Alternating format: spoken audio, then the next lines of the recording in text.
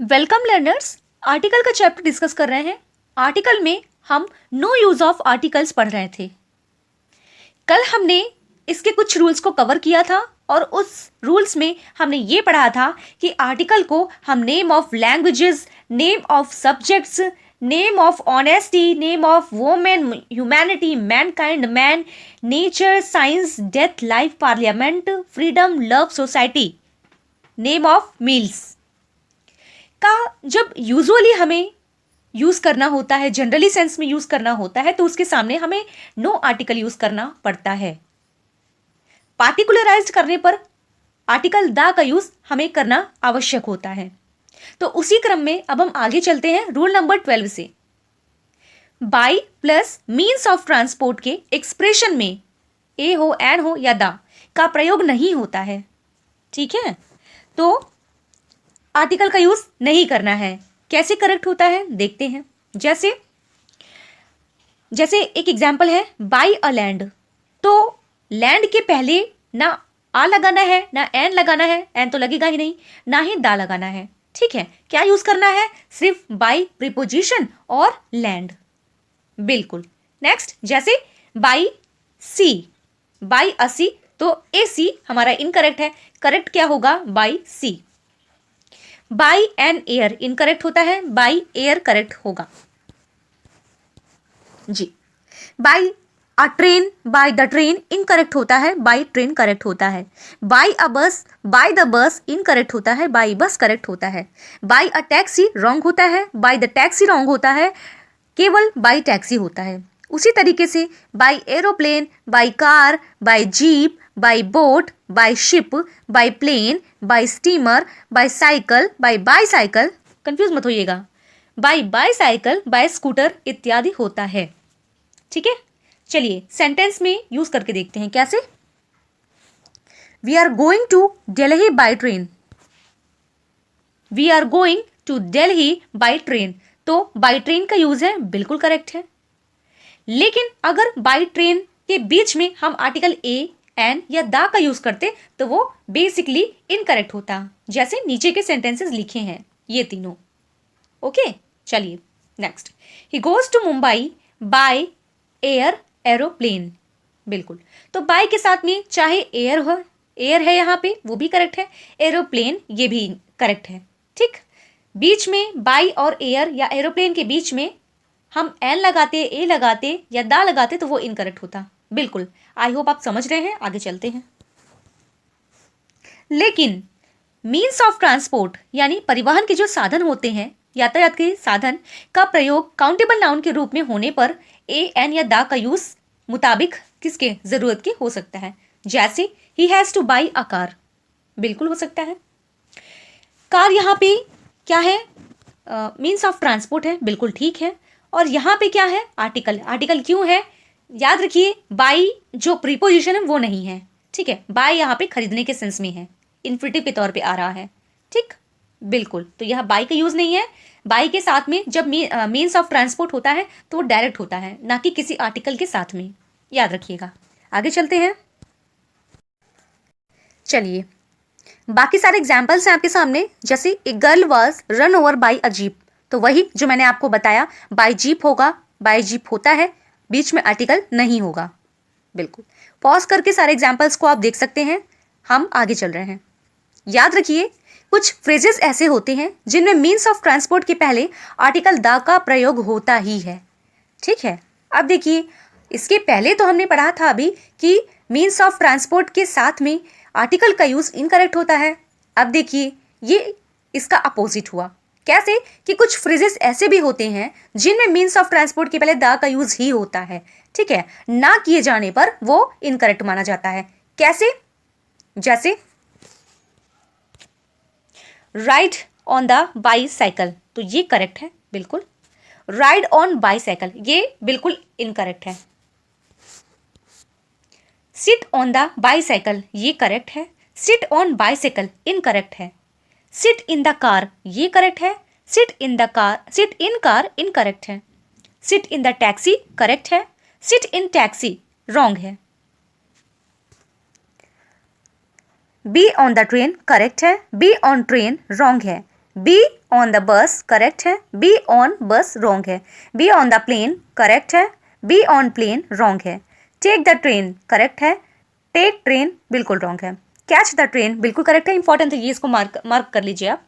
पहला तो ये टेक द ट्रेन, दूसरा कैच द ट्रेन, ठीक, और ये बोर्ड द प्लेन बिल्कुल एग्जाम में आ सकता है, तो इसके लिए हमें इसको लर्न करना पड़ेगा। कैच ट्रेन रॉन्ग होता है, टेक ट्रेन रॉन्ग होता है, और बोर्ड द प्लेन करेक्ट होता है, लेकिन बोर्ड प्लेन ये इनकरेक्ट होता है। राइड ऑन द स्कूटर ये करेक्ट होता है, राइड ऑन स्कूटर ये इनकरेक्ट होता है, sit on the motorcycle correct होता है, सिट ऑन मोटरसाइकिल रॉन्ग होता है। ठीक है, फ्रेजेस को हमें हूबहू लर्न करनी चाहिए, क्योंकि फ्रेजेस के साथ में कोई छेड़खानी नहीं चलती है। ठीक है, सेंटेंस में एरर दी जाती है फ्रेज को मॉडिफाई करके, तो हमें एरर को फाइंड आउट करना होता है। ठीक है, वेरी सिंपल, आगे चलते हैं। अब देखिए, जहां हमने अभी पढ़ा था राइड ऑन द बाईसाइकिल, सबसे ऊपर हमारा ये सिट ऑन द बाईसाइकिल, और नीचे देखिए सिट ऑन अ बाईसाइकिल, ये इनकरेक्ट होता है। क्या बात है, यानी आप थोड़ा सा चूके तो गलती हो सकती है। आर्टिकल द को ही यूज करना है, आर्टिकल जो काउंटेबल होते हैं ए एन उनका यूज नहीं करना है, याद रखिएगा। Sit on a bicycle incorrect है, तो क्या करना होगा, sit on the bicycle, ride on the bicycle, जी, जैसा अभी हमने ऊपर पढ़ा। और कैच ए ट्रेन इनकरेक्ट होता है, जैसे मैंने आपको बताया ये वाला, तो सारी चीज़ों को ध्यान रखना है बिल्कुल। अच्छा, टेक अ ट्रेन प्रयोग भाषा में सामान्यता होता है, यानी इसका यूज कर सकते हैं टेक अ ट्रेन का। ठीक है, याद रखिएगा। वैसे जो फ्रेजेस है ना, उनकी मैं अलग वीडियो बनाऊंगी, हो सकता है वो शॉर्ट वीडियोस में आए, या फिर कभी मैं आपको ये एक छोटी वीडियो में सारी चीज़ें प्रोवाइड करवा दूंगी। बहुत इंपॉर्टेंट है, इसको कोई पढ़ाता नहीं है, लेकिन क्या ये आना ज़रूरी होता है।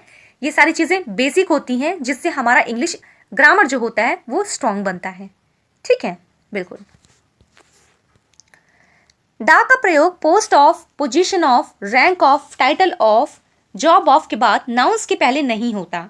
ए एन का प्रयोग भी नहीं होता। कैसे, जैसे द पोस्ट ऑफ प्रिंसिपल। ठीक है, कहने का ये मतलब ऑफ के बाद, देखिए कल भी ये चीज़ मैंने आपको रिमाइंड कराई थी कि ऑफ के बाद में मोस्टली जब हमें सिंगुलर नाउन का यूज़ करना होता है ना, तो वो बिना आर्टिकल के करते हैं। ठीक है, बाकी ऑफ के बाद प्लूरल नाउन भी आता है, उसका अलग कॉन्सेप्ट है। तो यहाँ पे हमें सिंगुलर नाउन के साथ में आर्टिकल देखना है। तो फिलहाल मोस्टली जहाँ पे ऑफ आता है उसके बाद में आया जस्ट सिंगुलर नाउन अकेला ही आता है, जी, सिंगल ही आता है। तो अगर लिखा होता the post of the principal तो वो इनकरेक्ट होता, जैसे ये। ठीक, the post of a principal, ये भी इनकरेक्ट होगा। यानी कि प्रिंसिपल या कोई भी जो भी पोस्ट है, पोस्ट के पहले कोई भी आर्टिकल हो, ए हो, एन हो या द, तीनों रॉन्ग होती हैं। ठीक है, बिल्कुल। जैसे the job of the clerk, ये रॉन्ग है, लेकिन देखने में लग रहा है बिल्कुल करेक्ट है, लेकिन ये करेक्ट नहीं है, ये रॉन्ग है। ठीक है, बिल्कुल। तो क्या होना चाहिए था, the job of clerk, the position of peon. ठीक, तो the position of the peon incorrect होता, the position of a peon ये भी इनकरेक्ट होता। ठीक है, बिल्कुल। तो इसी तरीके से ये चीज़ें आप कोरिलेट कर लीजिए, जिससे आपके माइंड में बनी रहे। बहुत इंपॉर्टेंट है सारी चीज़ें, बिल्कुल।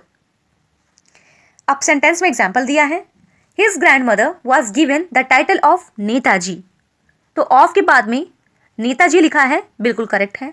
यहाँ पे ए नेताजी, दा नेताजी करने की कोई ज़रूरत नहीं है, क्योंकि अभी हमने ऊपर पढ़ा था, क्या पढ़ा था कि post of, position of, rank of, title of, job of के बाद में जो नाउन आता है उसके पहले किसी आर्टिकल का यूज़ नहीं होता। ठीक है, चीज़ों को दिमाग में अच्छे से बिठा लीजिएगा, रिमाइंड करते रहिएगा। चलिए, द का प्रयोग नेम ऑफ सीजन्स यानी ऋतुओं के नाम के पहले नहीं होता और होता भी है। अब ये कैसे, एग्जाम्पल के थ्रू समझेंगे। जैसे जब हमें सिंपली नेम ऑफ सीजन्स की बात करनी होती है तो हम वहाँ पे आर्टिकल नहीं यूज़ करते। जैसे इन स्प्रिंग, सामने है आपके, in winter, in summer, in autumn, बिल्कुल, यानी पतझड़। अच्छा, अब अगर इन्हीं नेम ऑफ सीजन्स यानी जो पार्टिकुलर ये नाम है, ठीक है, ये जो नेम है किसके, सीजन्स के, इनके साथ में हमें सीजन वर्ड का भी यूज़ करना हो। ठीक है, इन ऋतुओं के साथ में हमें सीजन वर्ड का भी यूज़ करना हो, तब हम द का यूज़ ज़रूर करेंगे। कैसे, जैसे इन the spring season, in the summer season, in the winter season, in the autumn season, in the spring, in the summer, in the winter, in the autumn. ठीक है, बिल्कुल। अगर यही होता इन ऑटम तो वहां पे द का यूज ना करते। ठीक है, बिल्कुल। अच्छा, ये चीज मैं आपको नीचे के चारों एग्जांपल्स क्लियर करना भूल गई। ये जो इन द समर लिखा, इन द स्प्रिंग लिखा है, इन द समर लिखा है, इन द ऑटम लिखा है, इन द विंटर लिखा है, ये पार्टिकुलर सेंस के लिए लिखा गया है। यहाँ पे सीजन वर्ड तो नहीं है, लेकिन ये पार्टिकुलर सीजन के लिए लिखा गया है। ठीक है, बिल्कुल। वो सेंटेंस के थ्रू आपको एक्सप्लेन किया जाएगा आगे। ऋतुओं के नाम का प्रयोग पार्टिकुलर सेंस में करने पर, बिल्कुल वही चीजें हैं, पार्टिकुलर सेंस में करने पर दा का यूज होता भी है। जैसे mister V Pathak went to Kashmir in the summer of 2009। बिल्कुल। तो ये जो अभी मैंने आपको इन द समर का एग्जाम्पल दिया, इन द स्प्रिंग का, विंटर का, ऑटम का दिया एग्जाम्पल, वो उसी का एक रूप है। कैसे कि जब पार्टिकुलर समर की बात करनी हो, वह समर तो वैसे गर्मी का कोई भी सीजन हो सकता है, कोई भी नहीं, मतलब गर्मी का सीजन हो सकता है, होता है। तो ये ईयरली बता रहा है कि कौन सा ईयर, कौन सी साल का गर्मी वाला सीजन। जी बिल्कुल। तो उसी को ये दर्शा रहा है। तो कहने का मतलब यानी जो 2009 में जो गर्मी का सीजन था उसकी बात हो रही है। ठीक है, उसी पार्टिकुलर ईयर की बात हो रही है। बिल्कुल। तो यहां पे अगर mister V Pathak went to Kashmir in summer of 2009, इस तरीके से अगर ईयर आएगी तो हमें फाइंड आउट करने में थोड़ी बहुत प्रॉब्लम हो सकती है। ऐसा कब? जब हमें रूल की इंफॉर्मेशन नहीं होगी। तो इसीलिए रूल को बहुत ही बारीकी से पढ़ना है, जिससे हमें एग्जामिनेशंस में प्रॉब्लम ना होने पाए। ठीक है, बिल्कुल याद रखिएगा। चलिए आप देखिए, ऋतुओं के नाम का प्रयोग काउंटेबल नाउन के रूप में होने पर ए एन का प्रयोग किया भी जा सकता है। जैसे Neetu will come here in a winter. बिल्कुल। अच्छा, इसको काउंटिंग कैसे बताएंगे? ए का मतलब यहाँ पे ना एनी, यानी किसी, किसी मतलब कि किसी भी सर्दी में, चाहे इस साल की हो, अगले साल की हो, अगले की अगले साल की सर्दी की बात हो रही हो। ठीक है, वहां पे अगर हमें ए का यूज करना हो तो कर सकते हैं, ये करेक्ट है। बिल्कुल। लगभग चीजों के साथ में जो भी काउंटेबल होती है ना, सिंगुलर काउंटेबल, उनके साथ में अगर हम ए का यूज कर लें, वैसे तो किया ही जाता है मोस्टली जगह, लेकिन जहां पे नहीं किया जाता है उसके साथ में अगर कर दिया जाए तो इससे ये चीज पता चलती है कि वो चीज काउंटेबल है। ठीक, बिल्कुल। चलिए रूल नंबर 15 दा का प्रयोग छुट्टियों, त्योहारों के नाम यानी फेस्टिवल्स और हॉलीडे के पहले नहीं होता। देखिए कितना इंपॉर्टेंट रूल है। जैसे दा होली नहीं होता, सिर्फ होली होता है। दा दीपावली नहीं होता, सिर्फ दिवाली होता है या दीपावली होता है। द क्रिसमस नहीं होता, ओनली क्रिसमस होता है। स्पेलिंग अच्छी याद रखिएगा।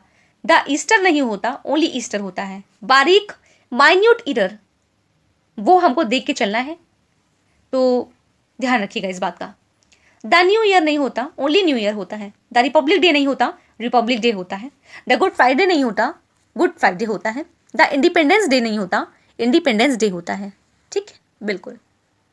लेकिन त्योहारों एवं छुट्टियों के नाम के साथ हॉलीडे या हॉलीडेज शब्द का यूज करने पर दा का प्रयोग होता है। बिल्कुल वैसे जैसे हम ट्रांसलेट के साथ कर रहे थे, नेम ऑफ लैंग्वेज का यूज, सीजन का यूज कर रहे थे हम नेम ऑफ सीजन्स के साथ। ठीक, बिल्कुल वैसे ही ये रूल है। तो ये रूल ये था कि छुट्टियों के नाम के साथ में या त्योहारों के नाम के साथ में अगर हम हॉलीडे का यूज कर लें तो दा का यूज करना होता है। जैसे the new year holiday, the Deepavali holidays, the Easter holidays, the Christmas holidays.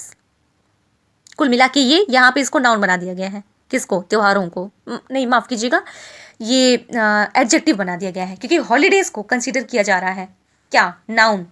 ठीक, बिल्कुल नाउन है ही। तो इन्हीं हॉलीडे के लिए दा का यूज किया गया है। The Holi of last year was pleasant for me. बिल्कुल करेक्ट है। यहाँ पे हॉलीडे का तो नहीं जिक्र है, लेकिन द होली ऑफ, कहाँ, कब की होली? लास्ट ईयर की, जो बीती होली है, वो पार्टिकुलराइज करने पर होली के पहले दा का यूज किया गया है, जो बिल्कुल करेक्ट है। ठीक है, तो पार्टिकुलर वाला सेंस हमको याद लेके चलना है। ऐसी क्वेश्चंस बहुत आते हैं एग्जाम में। चलिए रूल नंबर 16 जब कोई व्यक्ति फैमिली रिलेशंस एक्सप्रेसिंग वर्ड्स, पारिवारिक संबंधों को अभिव्यक्त करने वाले शब्दों जैसे मदर, फादर, अंकल, आंट और aunty, brother, sister, dad, mummy, मम एटसेट्रा का प्रयोग अपने माता पिता, चाचा चाची, भाई बहन के लिए करते हैं तो इसके पहले दा का यूज नहीं होता। हाँ बिल्कुल नहीं होता। जैसे अच्छा, अब आने जा रहा है आगे। बिल्कुल ठीक है। और आपको याद हो मैंने आपको फादरली फीलिंग वाला जब कॉन्सेप्ट बताया था, यानी कि फादर वर्ड के पहले तो द का यूज़ नहीं होता, लेकिन father, the father in him का मतलब ये कि पिता वाली भावनाएं, ठीक है, अब्स्ट्रैक्ट नाउन की तरह यूज़ किया गया। वो चीज़ के कॉन्सेप्ट में एक रूल मैंने आपको पढ़ाया रहा होगा कि उसके पहले जब हमें फीलिंग का बोध कराना होता है, एब्स्ट्रैक्ट नाउन का बोध कराना होता है, तब वहाँ पे हमें द का यूज़ करना पड़ता है। चलिए, तो ये रूल यही कह रहा है कि जितने भी नाम अभी मैंने आपके सामने पढ़े, mother, father, uncle, aunt, aunty, brother, sister, dad, mummy, mum, इन लोगों के नाम जब होते हैं तो इनके पहले द का यूज़ नहीं करते। ठीक, जैसे द ब्रदर विल कम सून, तो ब्रदर के पहले द का यूज़ नहीं होगा। ठीक, अच्छा, ये लॉजिक मत आप जोड़िएगा कि ब्रदर को पार्टिकुलर किया गया है, ठीक है, ऐसा कुछ भी नहीं है। ब्रदर विल कम सून ये करेक्ट है। The mummy is here wrong है, मम्मी इज हियर, बिल्कुल। मम्मी का एक अर्थ और भी होता है, आई होप आपको पता हो।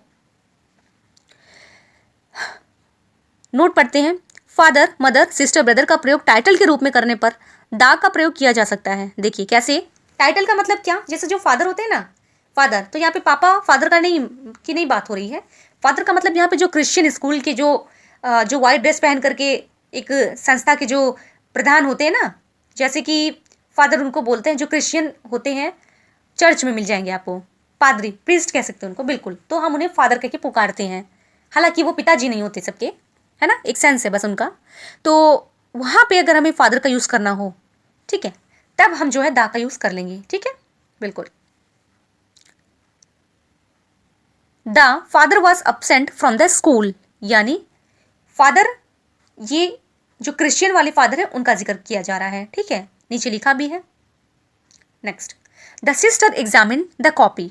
अब सिस्टर कौन है यहाँ पे, सिस्टर तो डॉक्टर की जो नर्स होती है उसको भी कहा जाता है, उनको भी कहा जाता है, और सिस्टर का ही, सिस्टर वर्ड का ही यूज़ हम कर सकते हैं, जैसे क्रिश्चियन यानी जो ईसाई धर्म के जो लोग होते हैं, वहाँ स्कूल या संस्था की जो सहयोगी शिक्षिका होती हैं उनको भी कहा जाता है, ठीक है। तो बिल्कुल, तो ऐसे जगह पे यूज़ अगर हमें करना हो तो सिस्टर के लिए हम द सिस्टर का यूज़ कर सकते हैं, जैसे the sister serves the patient, तो बिल्कुल करेक्ट है।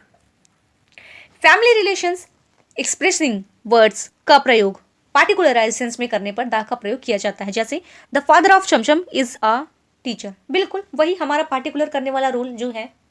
अब फादर, कौन से फादर, भाई बहुत फादर है, मतलब पता नहीं किसके फादर है, ये पार्टिकुलर करने के लिए बच्चे का नाम भी दिया है, यानी चमचम, तो the father of chamcham is a teacher, बिल्कुल, तो ये सेंटेंस करेक्ट है। अब यहाँ पे अगर हम आर्टिकल हटा देंगे, father of chamcham is a teacher, वो इनकरेक्ट हो जाएगा, ठीक, क्योंकि इससे पजल हो जाएगा माइंड कि किसके फादर को कहा जा रहा है।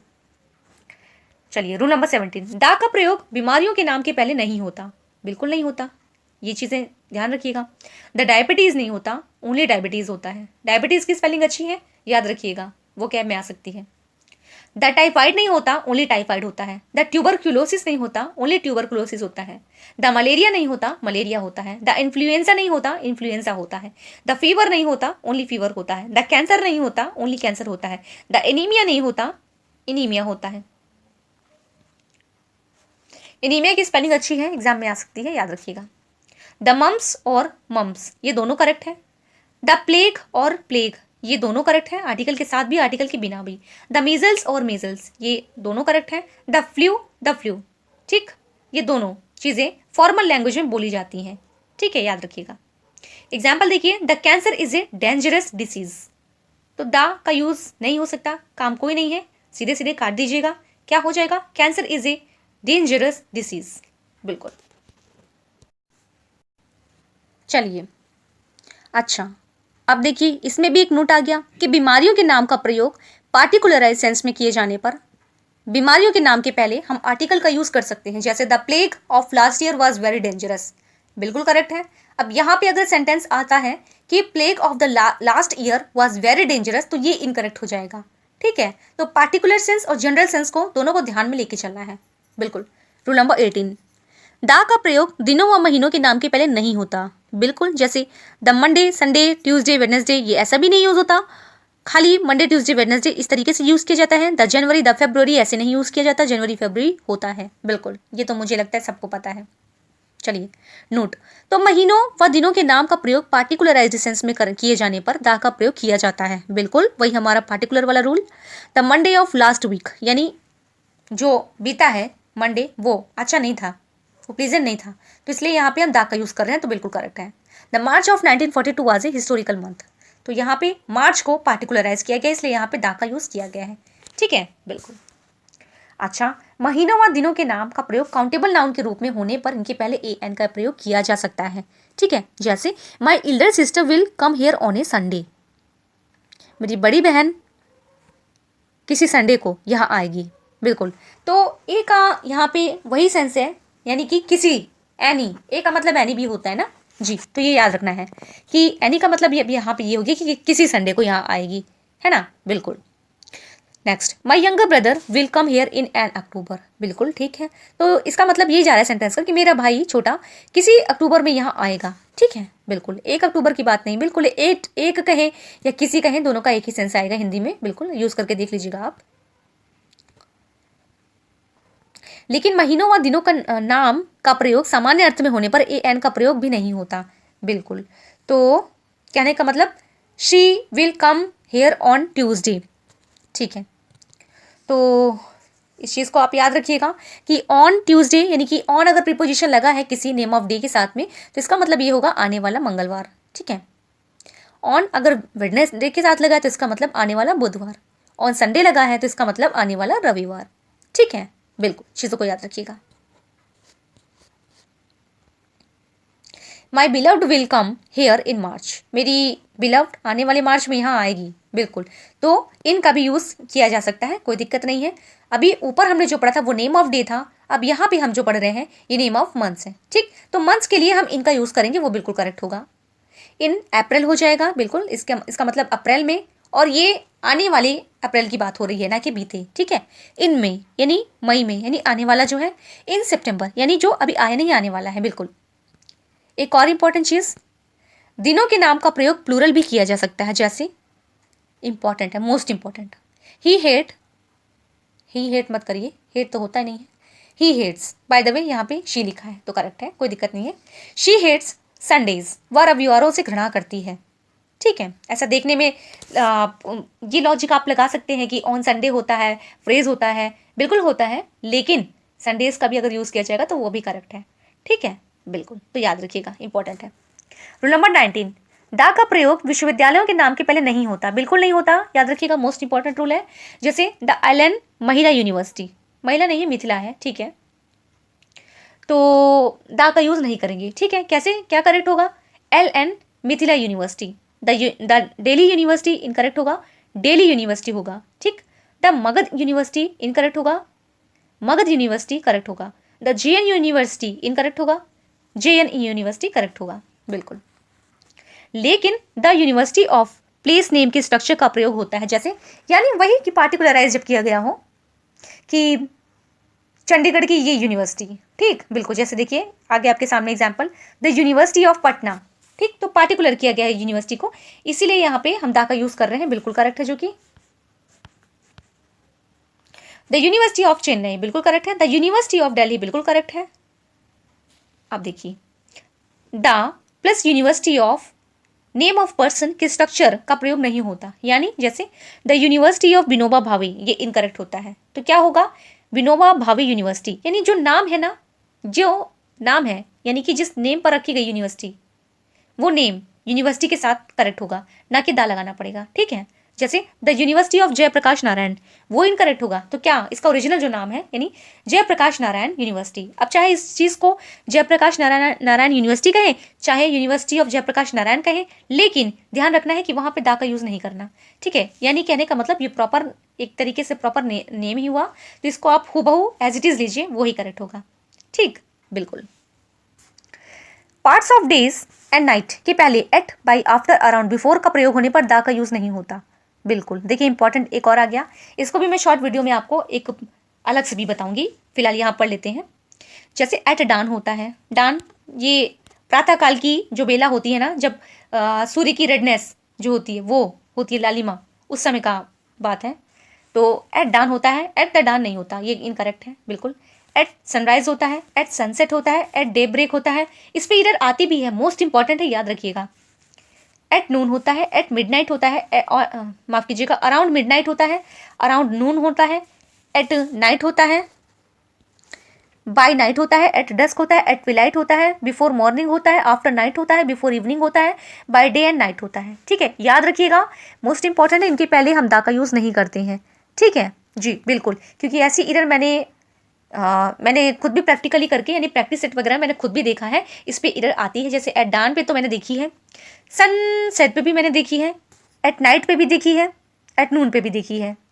जी बिल्कुल, लेकिन parts of day and night के पहले इन, ड्यूरिंग, एडमायर का प्रयोग करने पर दा का प्रयोग होता है। जैसे इन द मॉर्निंग, ये तो फ्रेज होता है, ठीक है। During the morning, in the afternoon, in the evening, in the night, admire the sun, admire the sunset.